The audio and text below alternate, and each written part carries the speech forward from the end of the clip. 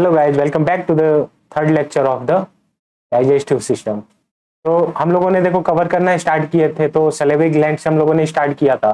तो फिर salivary gland को हम लोगों ने कवर किया। तीन टाइप के होते हैं, पैरोटिड, सबमैग्ली या सबमैंडिबुलर एंड सबलिंगुअल।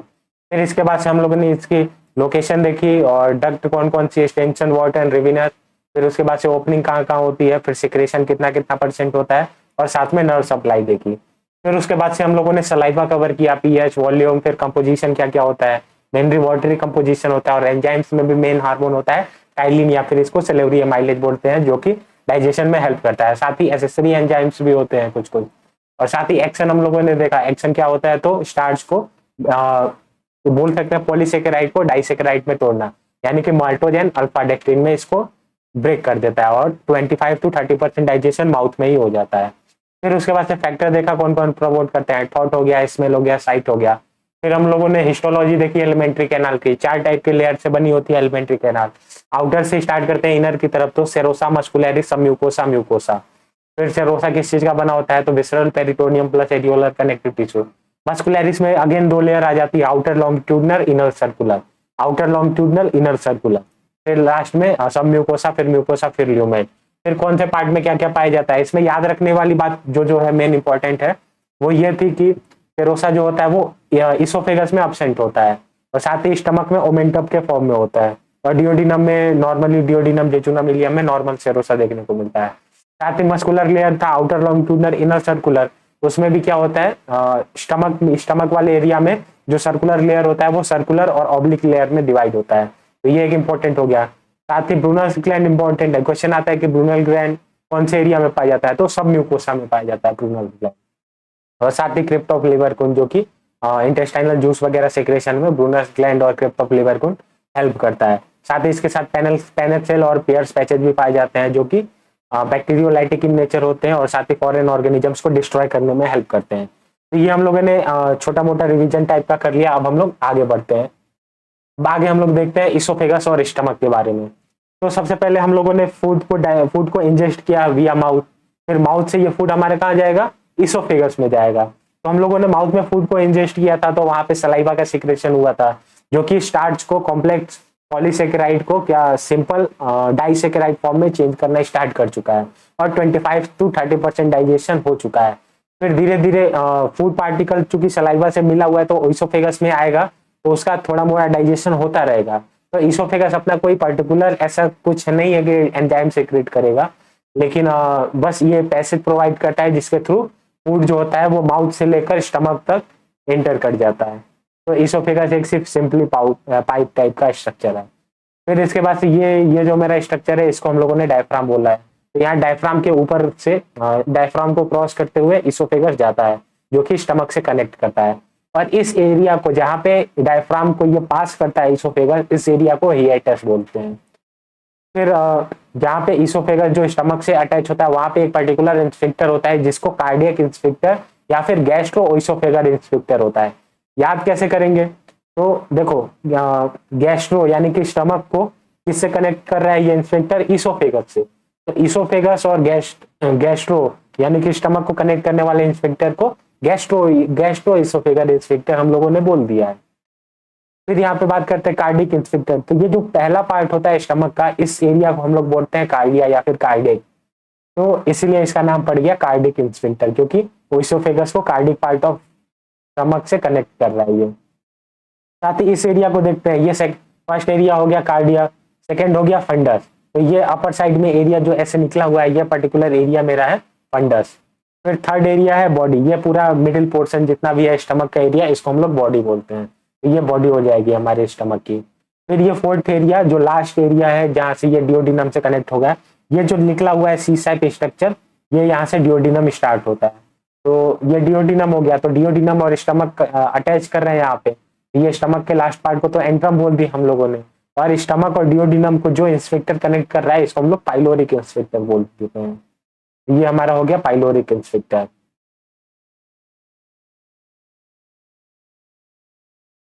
तो ये हम लोगों ने स्टमक के बारे में देख लिया, और कुछ कुछ एसेसरी चीजें भी है, जैसे स्टमक के जो पूरे बॉडी पे है वो म्यूकोसल ट्यूब पाई जाती है। हम लोगों ने पढ़ा है कि तरह तरह के जो यहाँ पे देखते हैं, ये जो स्टमक का जो इंटरनल म्यूकोसल लेयर है, यहाँ पे क्या है, सिंपल कॉलुमनर ग्लैंडुलर एपिथेलियम है जो कि गैस्ट्रिक ग्लैंड को फॉर्म करती है। तो ऐसे ऐसे हम लोग को रियोग देखने को मिलते हैं यहाँ पे। तो कुछ रियोग लाइक स्ट्रक्चर देखने को मिलते हैं जिसपे ग्लैंड वगैरह सिचुएटेड होते हैं। तो ये स्टमक का पार्ट हो गया। और साथ ही ये जो अपर पोर्शन हम लोग देख रहे हैं, ये क्या है, टिपिकली ये सेरोसा मस्कुलरिस है। साथ ही फैट का डिपोजिशन होता है इस पे थोड़ा बहुत, और थोड़े बहुत लिम्फेटिक्स होते हैं। तो सेरोसा, फैट एंड लिम्फेटिक तीनों को मिला के हम लोग ओमेंटम बोल देते हैं। तो ये जो स्टमक होता है वो ओमेंटम से कवर होता है, ऐसा हम लोग कह सकते हैं। अब हम लोग इसोफेगस एंड स्टमक देख रहे थे, तो हम लोग एक बार टॉपिक वाइज इसोफेगस और स्टमक को एक बार डिस्टिंग्विश करने की कोशिश करते हैं। तो इसोफेगस देख लेते हैं पहले। Oesophagus is 25 centimetre long tube. तो इसकी जो लेंथ होती है, माउथ से स्टमक को कनेक्ट कर रही है, तो अप्रोक्स 25 सेंटीमीटर लॉन्ग ट्यूब होती है, विच passes from neck, thorax and diaphragm. तो नेक से स्टार्ट होती है, नेक और थोरैक्स को पास करते हुए फिर डायफ्राम को पास करते हुए ये कहाँ तक जाती है, हमारे स्टमक तक जाती है। तो ये इसोफेगस का कैरेक्टरिस्टिक्स हो गया। 25 सेंटीमीटर लॉन्ग होती है और नेक, थोरैक्स एंड डायफ्राम को पास करते हुए स्टमक से जाके कनेक्ट कर देती है एलिमेंट्री कैनाल को।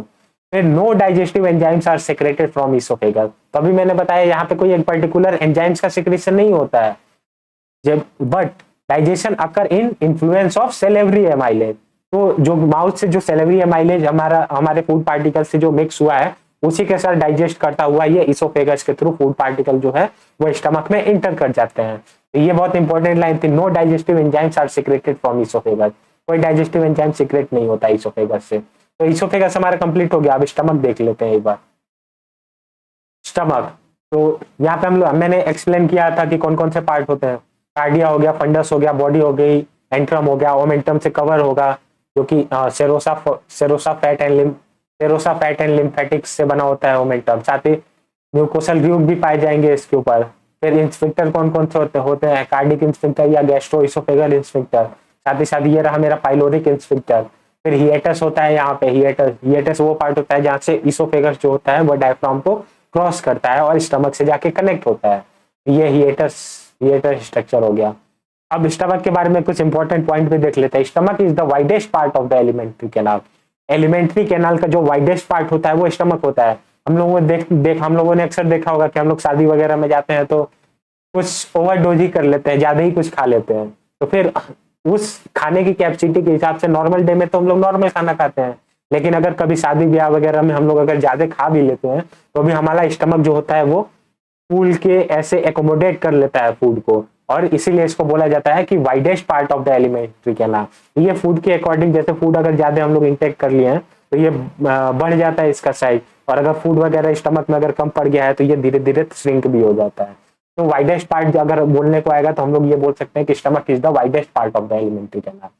देखो मैं ऐसे ही एक एक लाइन पूरा ये एक्सप्लेन करते हुए चल रहा हूँ और धीरे धीरे सारे टॉपिक्स कवर हो जाएंगे। स्टमक आज तो खत्म हो जाएगा स्टमक।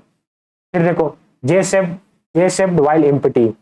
जब अगर स्टमक अगर खाली होता है, जैसे सुबह के टाइम अगर हम लोग फ्रेश वगैरह हो लिए तो स्टमक उस टाइम तक खाली ही होता है, क्योंकि अभी हम लोगों ने कुछ खाया वगैरह नहीं होता है। तो उस टाइम जो स्टमक होता है जे शेप का होता है।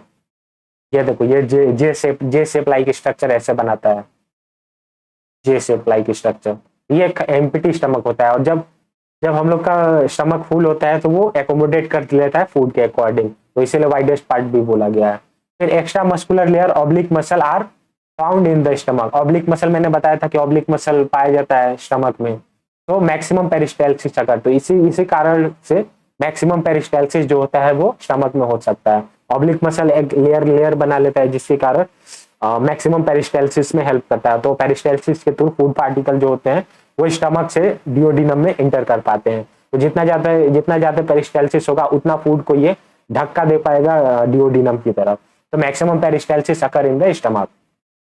साथ ही मिनिमम पेरिस्टाल्सिस जो होता है वो रेक्टम में होता है। तो ये भी याद करने के लिए पॉइंट है कि मिनिमम पेरिस्टाल्सिस रेक्टम में, मैक्सिमम पेरिस्टाल्सिस जो होता है वो स्टमक में होता है। पेरिस्टाल्सिस वही होता है कि फूड को ऐसे दबा के फिर ऐसे मूवमेंट होता रहता है मसल में, जिसके कारण फूड जो होता है वो इसोफेगस, फिर स्टमक, फिर स्मॉल इंटेस्टाइन, लार्ज इंटेस्टाइन और एनस के थ्रू बॉडी से पास आउट हो जाता है।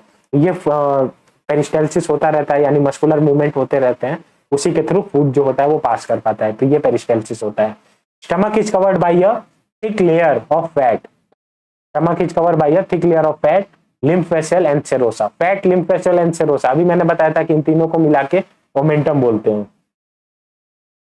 सेरोसा, फैट एंड लिम्फेटिक्स तीनों को मिला के ओमेंटम बोलते हैं, ये मैंने बताया था अभी। तो ये थिक लेयर स्टमक ओमेंटम के लेयर से कवर होता है। It store food for the 4 to 5 hour, तो जो हम लोग खाना खाते हैं, जैसे रात में हम लोगों ने फूड को इंजेस्ट किया, तो माउथ में क्या हो गया, सैलिवरी ग्लैंड का सिक्रेशन हो गया, सलाइवा से मिक्स हो गया फूड पार्टिकल, फिर उसके बाद से वो जाके स्टमक में स्टोर होगा। तो अप्रॉक्स देखा गया है कि 4 to 5 आवर तक फूड स्टमक में स्टोर रहता है, फिर धीरे धीरे आगे बढ़ता है, फिर उसका फर्दर डाइजेशन होता रहता है। तो डाइजेशन का प्रोसेस जैसे जैसे एंजाइम्स वगैरह मिक्स होने रहते हैं वो हम लोग देखेंगे, और स्टमक इसी तरह हम लोगों ने कंप्लीट किया। अब हम लोग एसोसिएटेड ग्लैंड भी साथ साथ देख रहे थे, तो अब हम लोग देख लेते हैं स्टमक से एसोसिएटेड कौन कौन से ग्लैंड होते हैं। जिस तरह हम लोग बकल कैविटी से भी रिलेटेड ग्लैंड को खत्म किया, कौन कौन से ग्लैंड होते हैं, पैरोटिड ग्लैंड, सब मैग्जिलिया, सब मैंडिबुलर ग्लैंड, सब लिंगुअल ग्लैंड, इसी के साथ स्टमक के साथ भी हम लोग रिलेटेड ग्लैंड्स भी एक बार देख लेते हैं।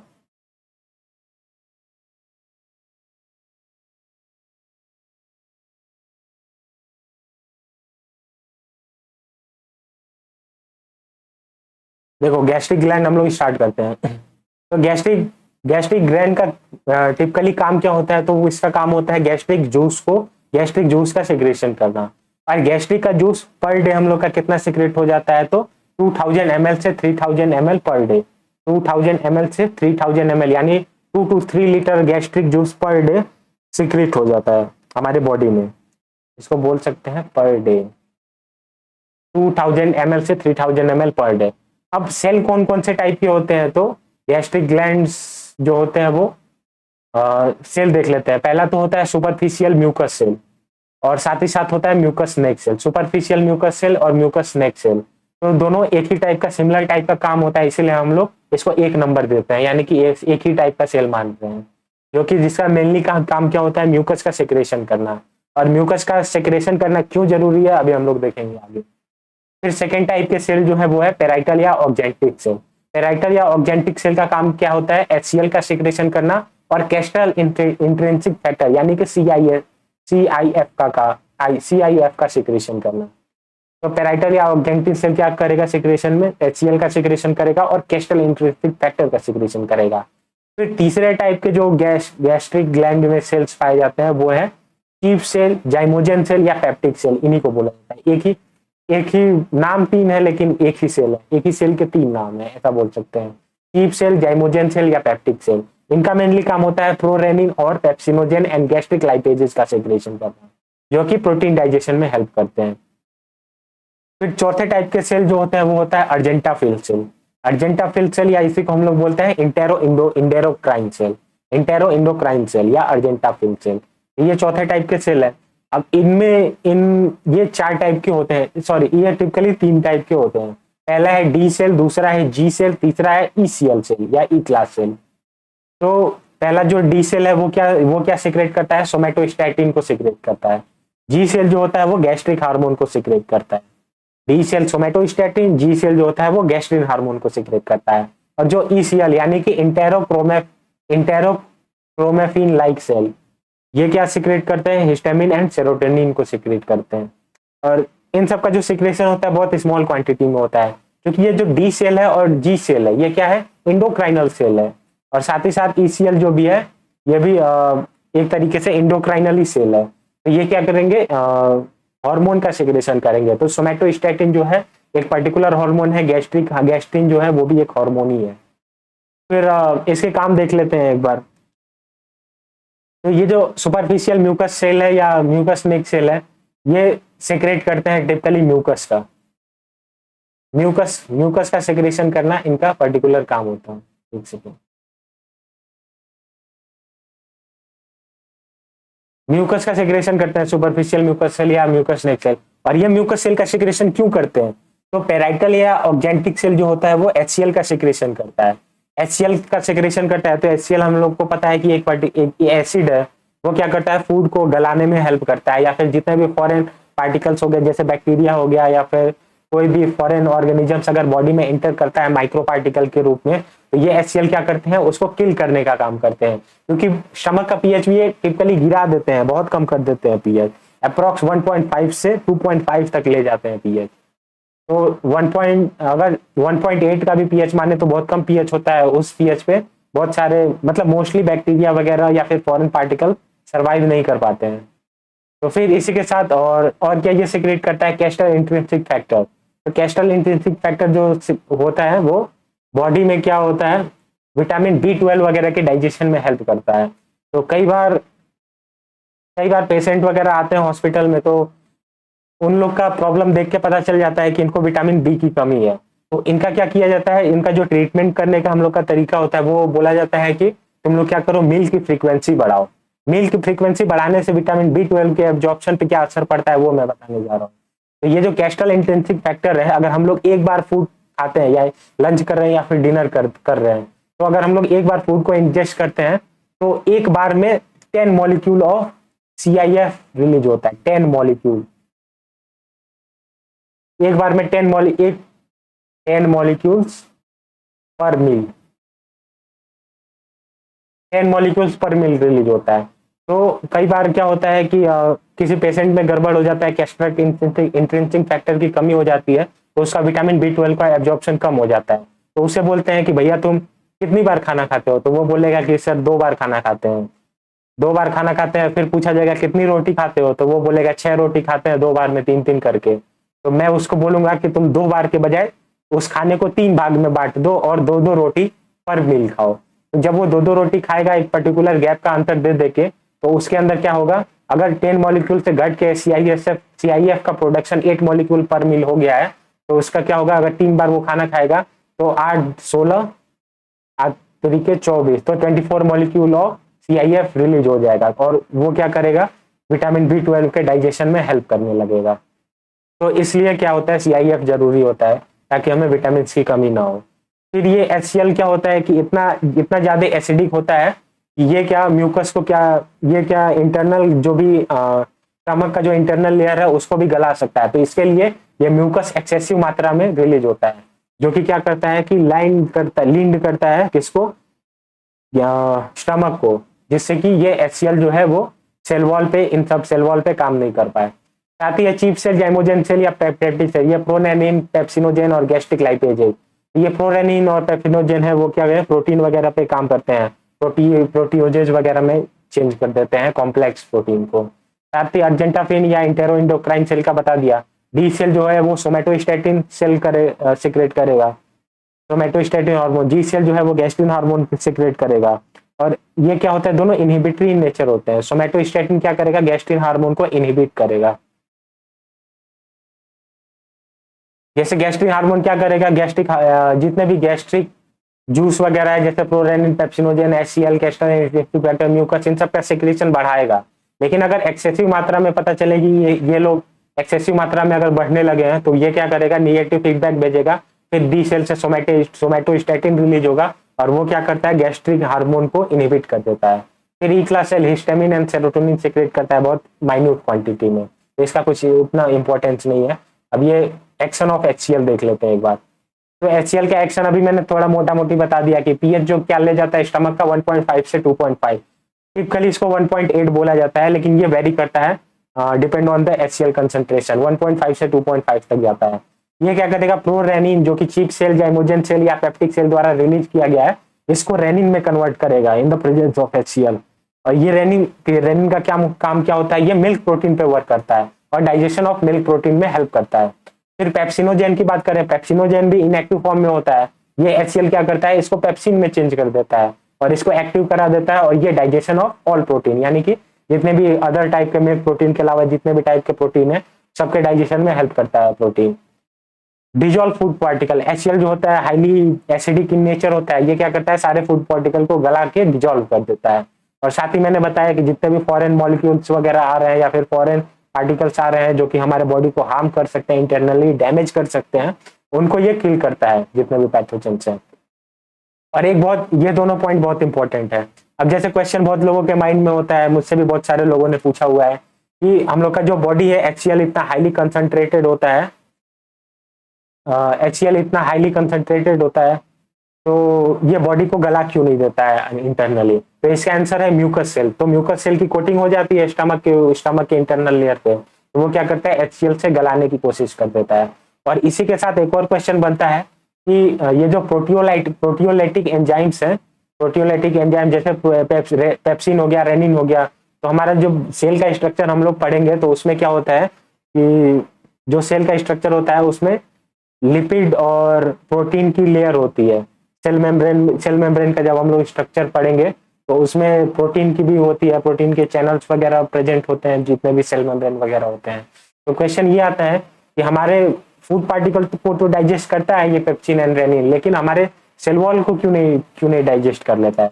तो इसका आंसर ये है कि all proteolytic enzymes are secreted in inactive form. जितने भी प्रोटियोलिटिक एंजाइम्स हैं जैसे कि रेनिन हो गया या पेप्सिन हो गया, ये हमेशा कभी भी एक्टिव फॉर्म में सीक्रेट होते ही नहीं है हमारे बॉडी में। अभी हम लोग आगे पढ़ेंगे जैसे और भी प्रोटीन डाइजेस्टिव एंजाइम्स है जैसे कार्बोक्सीपेप्टाइडेज, वो भी कार्बोक्सीपेप्टाइडेज भी प्रो कार्बोक्सीपेप्टाइडेज के फॉर्म में रिलीज होता है। और साथ ही साथ ट्रिप्सिन होता है तो वो भी ट्रिप्सिनोजेन के फॉर्म में सीक्रेट होता है। तो ट्रिप्सिनोजेन इनएक्टिव फॉर्म में होता है, तो वो तो हम लोग आगे देखेंगे। यहाँ पे अभी हम लोग देख लेते हैं कि पेप्सिन और रेनिन है, ये एक्टिव फॉर्म में सीक्रेट ही नहीं हो रहे हैं बॉडी से। कीप सेल, जाइमोजेन सेल या पेप्टिक सेल इसी को बोलते हैं, वो इसको सेक्रेट करता है इनएक्टिव फॉर्म में, प्रो रेनिन एंड पेप्सिनोजेन।